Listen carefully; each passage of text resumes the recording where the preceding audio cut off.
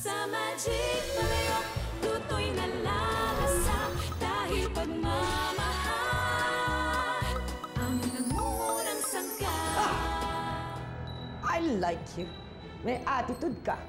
Of course, may salamangka ako. Ang kapatid kong si Sandok ang may salamangka na ganyan. Kahit panis ng pagkain, kapag pinanghalo mo siya, pwede mo nang makain. Kaladkaring babae. Natasha! Hindi ako kaladkaring. Bawiin mo yun. You are a bimbo. Ano ba? Ano ba? Aray ko! Ano ba kayong dalawa tumingin? You are affected by the truth because you really are a bimbo! Pwede ba, Natasha? Umalis ka na lang! Bimbo! Huwag mong tatanggapin yung hamon niya, Pilar. Nagugulo lang yun. Puro away ang gusto ni Natasha. Sakit ng mukha ako, mahapdi. Teka, may sugat ka. Gamutin natin yan. Teka lang, ha? Sakit. Teka. Ito. First aid. Huwag mo na hawakan. Ano Kailangan ito. gagawin mo mamaya, mahapdi yan? Kailangan linisin natin yan. Ako bahala. Ihipan ko. Dahan-dahan, ha? Okay, alis mo kamay mo. Aray ko, mahapdi! Mahapdi! Aray ko. Mahapdi. Ipa mo. Okay. It's okay. Nakita ko ng talent mo sa pagsayaw. Marunong din akong kumanta. No, never mind. It's enough. Ang kailangan ko makita ay yung mga kayang gawin ng salamangka mo. I need to see your power. Something more exciting. Exciting ba, kamo? Aha.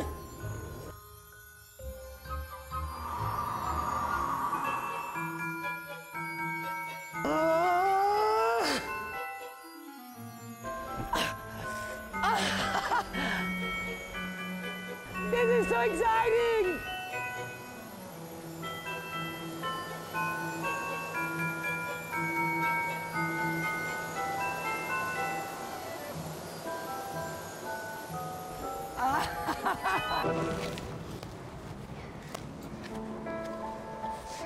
Hi, Mama. Pasensya ka na po. Kasi ang tagal na kitang hindi nadadalaw. Kasi po malayo na ako rito eh. Mama, miss na po kita. 1 taon na po kasi kitang hindi nakikita eh. Mama, masaya po at malungkot yung birthday ko kasi ito po yung araw na kamatayan niyo. Mama, hindi ko po makakalimutan yung pangako ko sa inyo. Kahit anong mangyari po, hahanapin ko yung papa ko. I love you, Mama. Hindi kita makakalimutan. Ikaw lang po yung nag-iisang mama ko. Isadora, hindi man tayo nagkakilala pero alam kong naging mabuti kang ina kay Cookie. Hayaan mo, hindi ko siya pababayaan. Napamahal na to sa aking anak mo kaya aalagaan ko siya sa abot ng makakaya ko.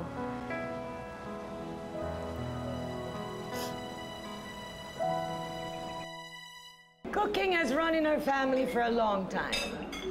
Our grandmother and mother had a very strong influence on Natasha's cooking, and she's very passionate about serving good food. So, what makes Natasha's cooking unique? I think it's a combination of the perfect ingredients. Mabuti na lang kayang tikman mo. Oh, yes. Natasha, sweetie! Come over. There. What do you have for us? Here. Ready?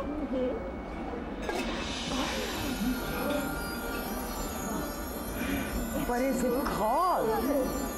It's called Sinaing na Tulingan with Gata in Santol. Well done. Comer mucho.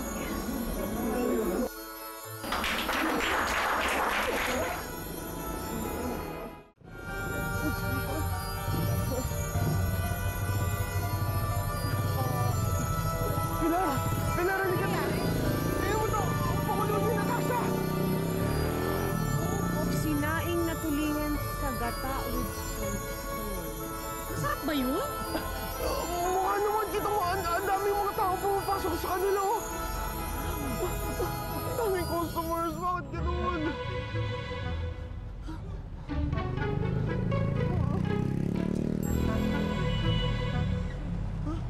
Lolo Ipe, patay. Don Ipe, Jude, mukhang malakas tong restaurant sa tapat, ah. Di ba kabubukas lang yan? Malakas na.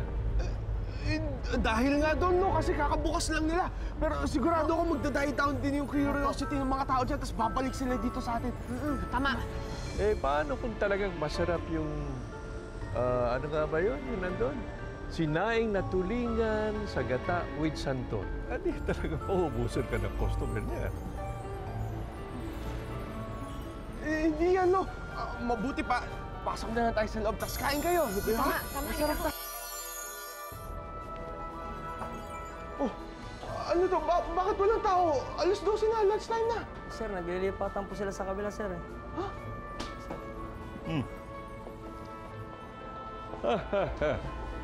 See what I mean? Paano na ngayon ang pustahan natin? Pustahan?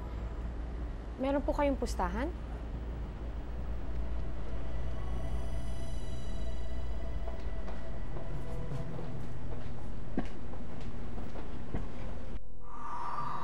Tama ba ako nang narinig?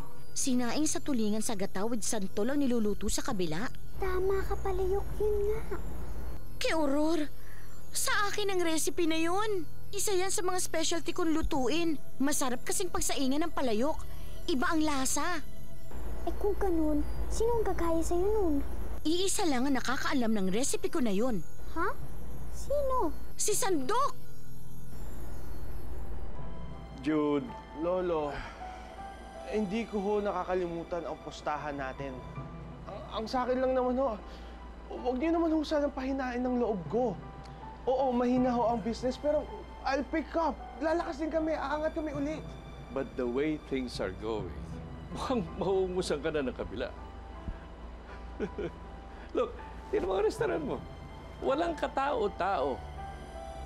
Do you still think you can make it, huh? Wake up, Jude. Why don't you accept na talo ka na sa ating pustahan? Magtrabaho ko sa opisina ko at kalimutan mo na itong business venture na restaurant na ito. No, Lolo, hindi mangyayari yon because I will not quit. I'm not a loser. Hindi ako gagaya sa daddy ko.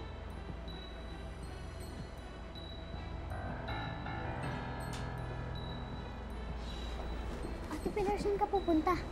Pupuntahan ko si Natasha. Papayag na ako doon sa ginagawa niyang paghamon sa akin sa pagluluto. Ha? Bakit niyo po gagawin yun? Eh, gusto ko tulungan si Jude. Ayokong bumagsak ang restaurant niya. Kapag napatunayan ko na mas magaling ako at mas masarap ang luto namin dito, babalik ang mga customers namin. Hindi na matatalo si Jude sa pustahan nila ng lolo niya. Ano po? Cookie, alam kong mahirap para sa'yo maintindihan kung anong mga nangyayari. Pero kailangan kong gawin to. Ha?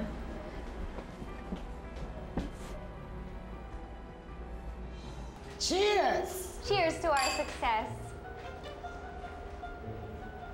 Ngayon, sabihin nga sa akin ni Jude na mas magaling na chef si Pilar. Ano naman ang sinabi mo nung hinamon ka sa pagluto?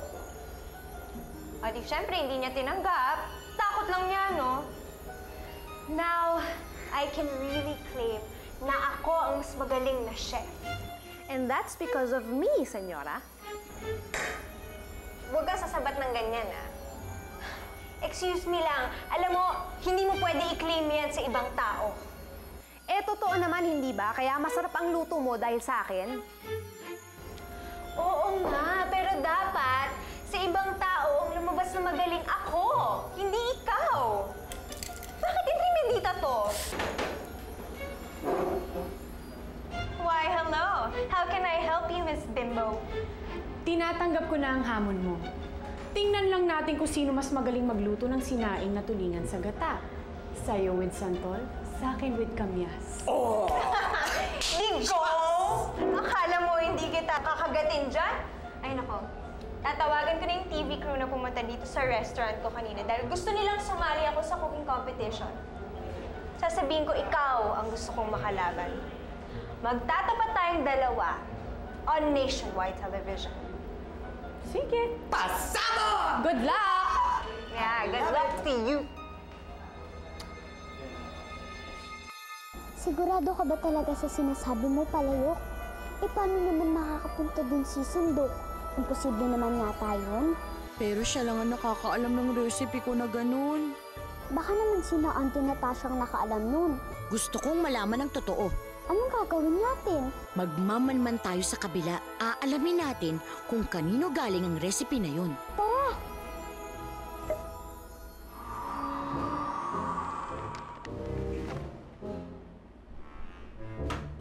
Huh? Ba't bumukas yung pinto? Anak, ito pa ha. Oh, yan, mga cookbook. Para makahanap ka ng maganda at masarap na recipe ng sinaing sa tulingan sa gata. Oy, teka muna. Nabanggit mo to ba kay Jude na tinanggap mo yung hamon ni Natasha?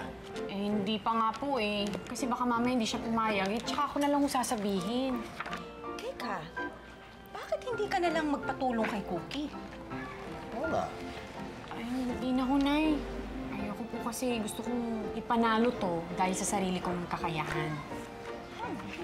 Sa bagay, maganda yan. Kung sa bagay, tama yan, anak. Para mapakita mo dun sa Natasha yon na talagang mas magaling kang magluto kaysa sa kanya. Salamat, Nay. Nag-research na rin ako sa internet, ate. Baka makatulong. Oh, sige nga. Oo nga, ayan. Oh, ayan, oh. Salamat sa suporta niyong lahat, ha.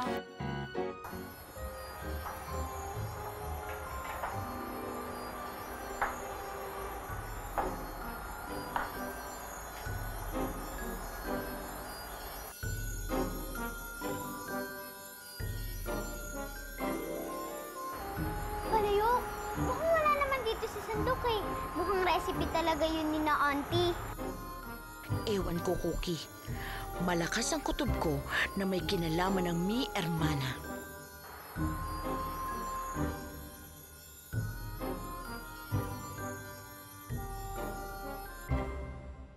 Pilar! Saan ka ba nang galing ha? Kanina pa kita hinahanap. Jude, may ipagtatapat ako sa'yo. Pero huwag ka sana magagalit, ha? Bakit? Ano yun? Tinanggap ko na yung hamon ni Natasha. May cook-off kami mamaya, televised pa daw. Pareho naming lulutuin yung sinaing na tulingan sa gata. Bakit mo naman ginawa yun, Pilar? Di ba sabi ko sa'yo, huwag mo nang papatulan yung babaeng yun? Ano mo papala mo? Dadami ulit ang customers natin. Aasenso ang restaurant mo. O, hindi ka na matatalo doon sa pustahan niyo ng lolo niyo. Jude, palagi mo kasi ako sinusuportahan eh. Inaalala yan. Kaya pagkakataon ko to na ako naman ang makabawi sa'yo. Huwag mo naman masamain. Nagagawin ko to para sa'yo. Hindi nila ako dapat makita. Ay, kalabaw! Aha! Sinasabi ko na nga ba, ikaw nga ang salarin! Anong ginagawa niyo dito? Huwag ka na magmaang-maangan. Inaangkin mo ang recipe ko. Kay Aurora! Wala akong inaangkin sa'yo.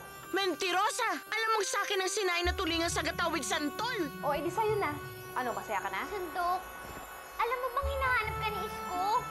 Hindi na si Isko ang boss ko. Ayoko na sa kanya. Si Senyora Ivonne at Natasha na ang bago kong boss. Ke, nababaliw ka ba? Mga salbahe ang mga yon! Alam mo, wala kang pakialam sa akin, Palayok. Sasama ako sa taong gusto ko. Entiendes? Sandok! Sinong kausap ka dito sa kusina at parang may kaaway ka? Is someone bothering you here? Ba't di ka makasagot niyan? Wala po akong kaway. Kumakanta lang ako mag-isa. Are you sure? Es muy siguraw. Let's go. Pupunta tayo sa cook-off ni Natasha dahil patutunayan niya sa Pilar na yun at sa buong mundo na siyang pinakamasarap magluto ng sinaing na tulingan sa gata with santol. Vamonos!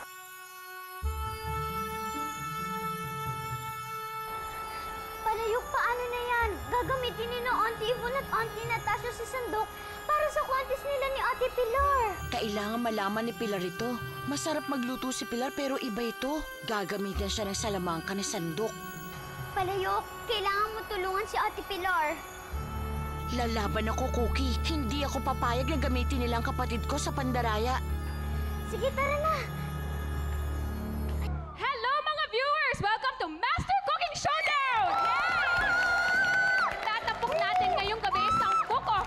sa Mayflower Square, okay? Dalawang chef na magkatapat ang restaurants nila ang magtatagisang ng galing sa pagluluto ng sinaing na tulingan sa gata, okay? Ito ay si Miss Natasha Ledesma.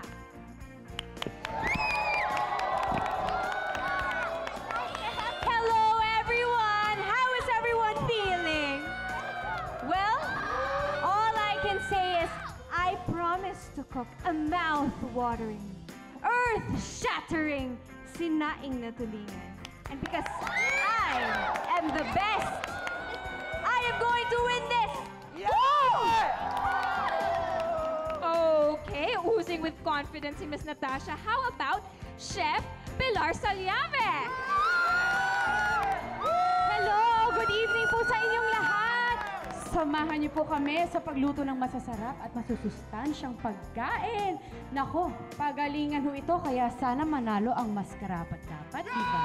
Ay, binabati ko nga pala ang aking nanay, tatay, yung kapatid ko si Kirby na nandito, ang aking best friend na si Nico at syempre aking boss na si Jude. Salamat po! Okay, thank you, Miss Pilar. Now, the cook-off starts right now. Go! Go, Natasha!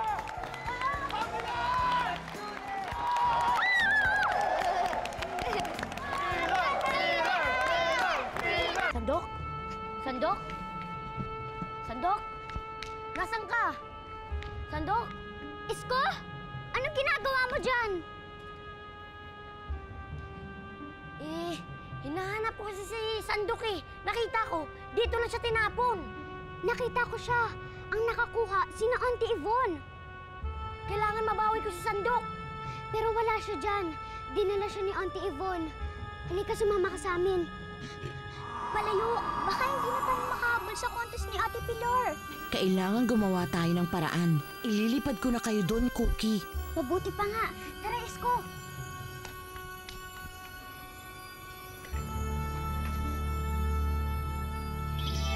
Oh, sakay na kayo. Wow! Ang galing! Meron nga rin palang salamanga katulad ni Sandok eh. Siyempre naman, magkapatid kami. Hindi naman sama ang loob mo, Palayo? Hindi na, kaya tuloy ang laban. Tara!